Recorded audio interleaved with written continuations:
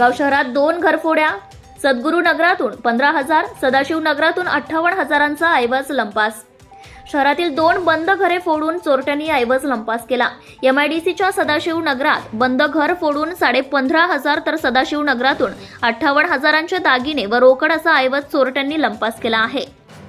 सद्गुरू नगरातील तृप्ती कॉर्नर येथे जयश्री मयूर वाणी यांच्या आईच्या बंद घराचा कडी कोयंडा चोरट्याने तोडून घरातील लोखंडी कपाटातून 15,000ची रोकड आणि चांदीच्या वस्तू, 2 प्लास्टिकच्या सुटकेस चोरून नेल्या.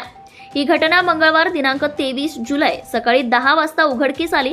याबाबत जयश्री वाणी यांनी दिलेल्या फिर्यादीवरून MIDC पोलिसांमध्ये गुन्हा दाखल झाला आहे. सहाय्यक फौजदार विजय पाटील तपास करीत आहे.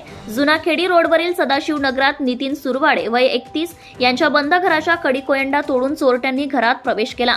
घरातील लोखंडी कपाटातून सोने चांदीचे दागिने आणि 5,000 रुपयांची रोकड असा एकूण 58,285 रुपयांचा मुद्देमाल चोरून नेला.